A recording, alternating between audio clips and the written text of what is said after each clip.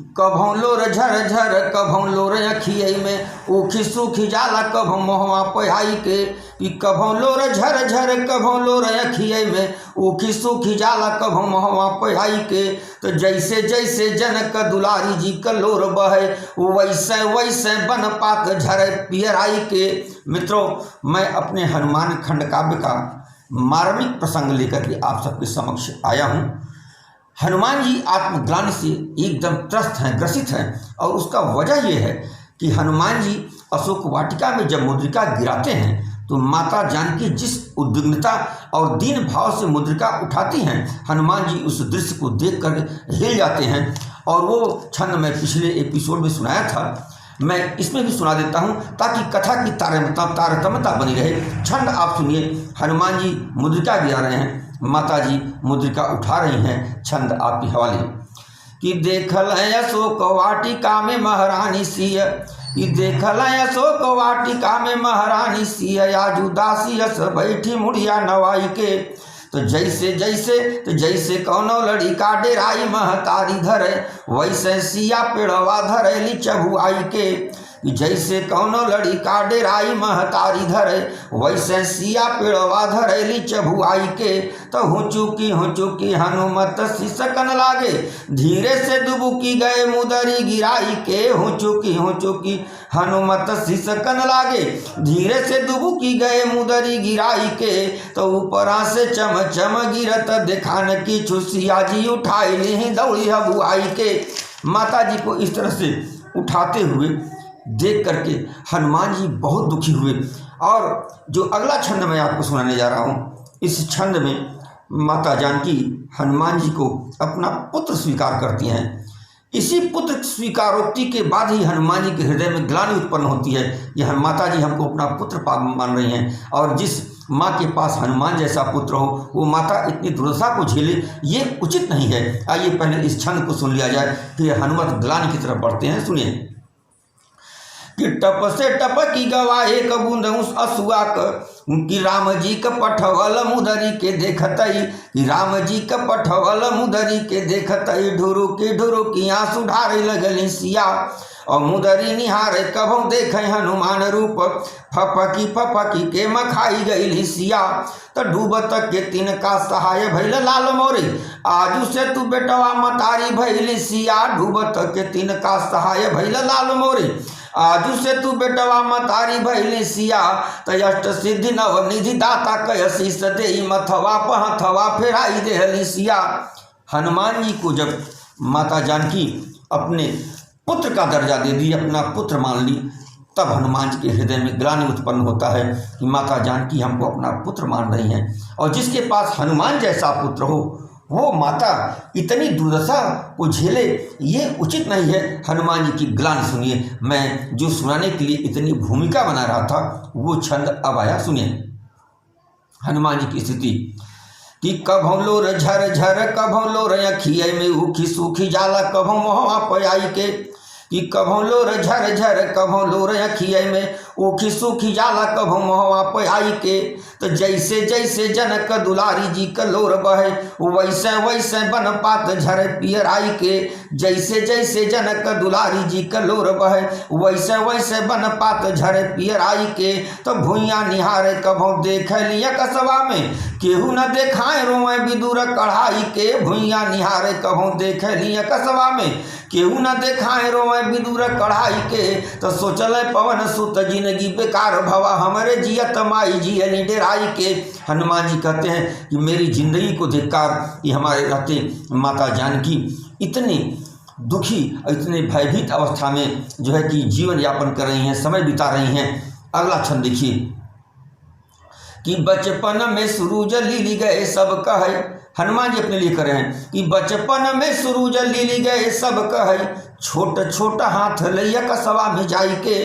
कि बचपन में सूरज लीली गए सब कहे, छोट छोट हाथ लैया कसवा में जाई के। और कठिन बा कौन काज हम बदे जगवा में, कहले न रीछपति सभवा में आई के, कहे रीछ पस्तुर हनुमाना, काचु साध रहा बलवाना, पवन तने बल पवन समाना, बुद्धि विवेक विज्ञान निधाना, कौन सु काज कठिन जग माही, जो नहीं होए तात तुम पाही।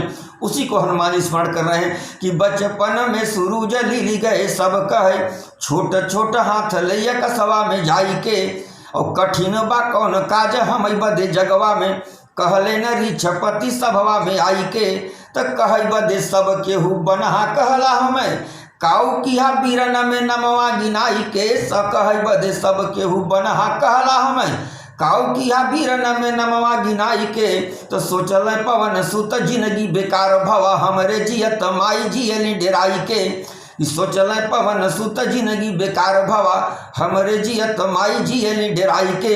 हनुमान जी आगे, हनुमान जी की और ग्लानि होती है। आगे अगला छंद आता है कि मोट मोट बाह ले साढ़े सो घूमी रहे। हनुमान जी के ये दिव्य काया किस काम की, जिसकी माँ इस दुर्दशा को प्राप्त हो।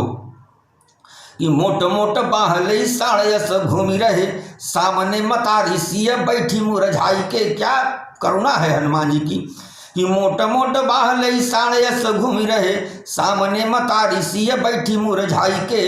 और राक्षसीन का जमात रिकिम रिकिम मुँह, तरह तरह के कि राक्षसीन का जमात रिकिम रिकिम मुँह, पारा पारी आई आई जाई डेरवाई के। कि मोट मोट बाह ले साढ़े सो घूमी रहे, सामने मतारी सिय बैठी मुरझाई के।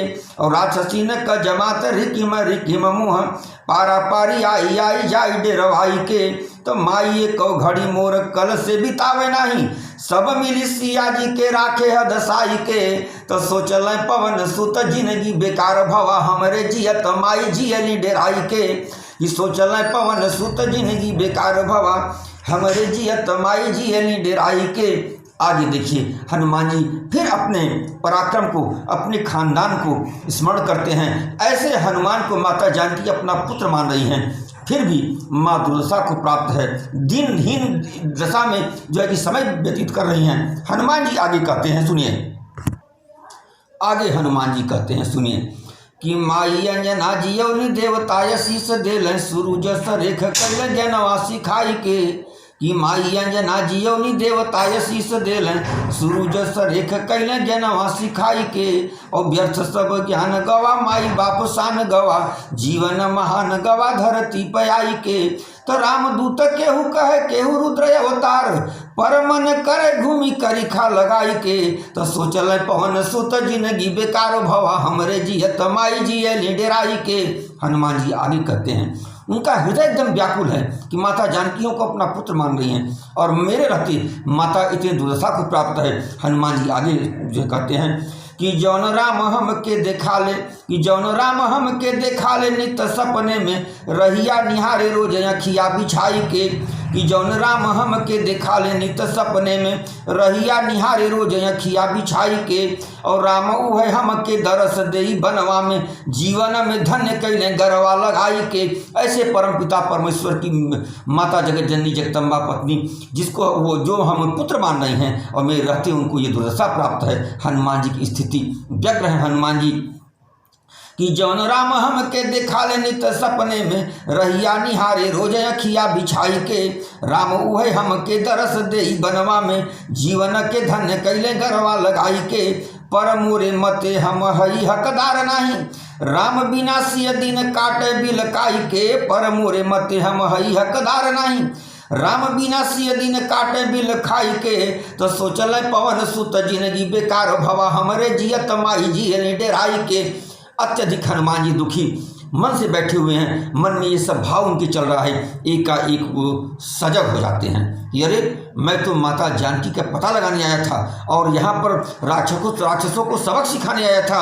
मैं तो खुद ही भाव खो रहा हूँ। जब मैं इतना भाव मैं खुद हो जाऊँगा तो फिर आगे कार्य कैसे चलेगा।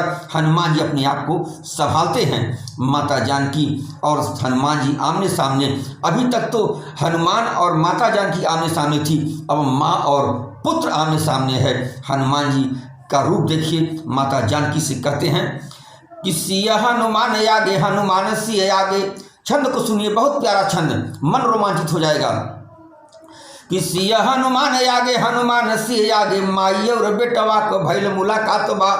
कि सिया हनुमान आगे हनुमान सिंह आगे माई और बेटवा के भैल मुलाकात बा और माई खाली रोई रही बेटवा निहारी रहा हनुमान क करे जट्टूक होई जात बा कि माई खाली रोई रही बेटवा निहारी रहा हनुमान क करे जट्टूक होई जात बा तो कहल पवन सुत सुहा के रोक ले तू अरे नाही तई सृष्टि अंत यजुवै जनात बा कहल पवन सुत सुहा के रोक ले तू नाही तई सृष्टि अंत यजुवै जनात बा तो धरती आकाश जल क्षण में पलट देव फेरी 10 कंधर का कौन अवकात बा।